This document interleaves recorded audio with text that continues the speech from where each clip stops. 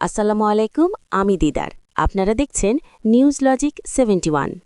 দক্ষিণ এশিয়ার আকাশসীমায় এখন এক অদৃশ্য কিন্তু ভয়াবহ শক্তির লড়াই শুরু হয়েছে।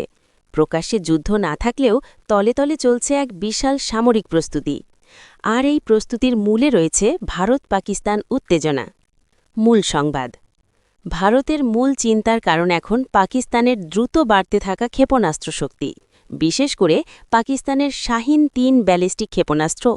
সামরিক বিশেষজ্ঞদের মতে প্রায় ২৭৫০ কিলোমিটার পাল্লার এই ক্ষেপণাস্ত্র দক্ষিণ এশিয়ার যুদ্ধের সমীকরণ বদলে দিয়েছে।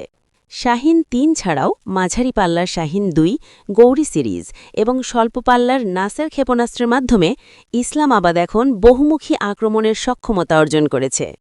প্রতিরক্ষা প্রস্তুতি। পাকিস্তানের এই শক্তিশালী আক্রমণ ঠেকাতে ভারত এখন ইসরায়েলের শরণাপন্ন হচ্ছে। ভারতের হাতে রাশিয়ার S-400 মিসাইল সিস্টেম থাকলেও কৌশলবিদরা মনে করছেন তা যথেষ্ট নয়।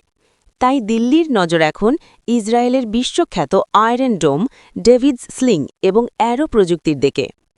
আগামী ২৫শে ফেব্রুয়ারি প্রধানমন্ত্রী নরেন্দ্র মোদী ইসরায়েল সফরে যাচ্ছেন, যেখানে আকাশ প্রতিরক্ষা ব্যবস্থা নিয়ে বড় চুক্তির সম্ভাবনা রয়েছে।